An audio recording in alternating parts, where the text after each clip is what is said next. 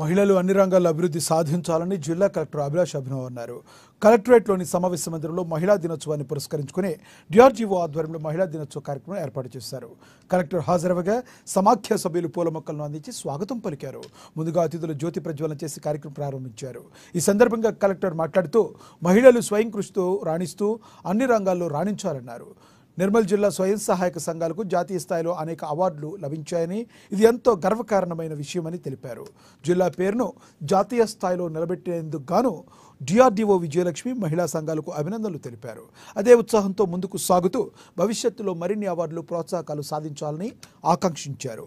నిర్మల్ జిల్లాకు మహిళల సంఘాలే బ్రాండ్ అంబాసిడర్లని కొనియాడారు. మహిళలను కోటీశ్వరులు చేయడమే ఈ ప్రభుత్వం యొక్క లక్ష్యమని, అందుకుగాను కేంద్ర రాష్ట్ర ప్రభుత్వాలు మహిళా సాధికారకతకు ఎన్నో రకాల పథకాలను ప్రవేశపెట్టి అమలు చేస్తున్నాయని తెలిపారు.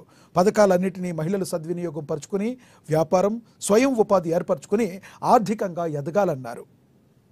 పక్షులు, జీవరాశులు వాటిని కూడా భద్రంగా చూసుకుంటే మనుగడ మనకి కూడా సంతోషం, ఆనందం, జీవ సమతుల్యం. ఓన్లీ ఒక నార్మల్ ప్లాంటేషన్ కాదు, ఇది నిర్మల్ కల్చరల్ హెరిటేజ్ కి కాపాడడానికి మనకి ఒక ప్రయత్నం కదా.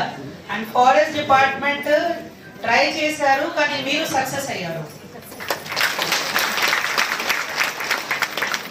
సో నిర్మల్ టాయ్స్ ఒక ఇంపార్టెంట్ మార్కర్, ఇది ఒక డిస్ట్రిక్ట్ కి ఒక ఇంపార్టెంట్ మార్కర్ ఉన్నాయి కాబట్టి దీనికి రా మెటీరియల్ పనికి అండ్ మీరు ఆ పనికి మంచిగా కాపాడుతున్నారు పనికి వనం ద్వారా. కాబట్టి మీ అందరికీ చాలా చాలా శుభాకాంక్షలు.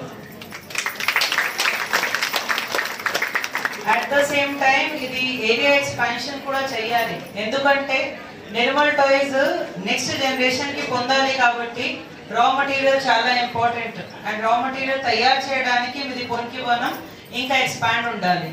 సో ఇది ఒక నిరంతర ప్రక్రియ.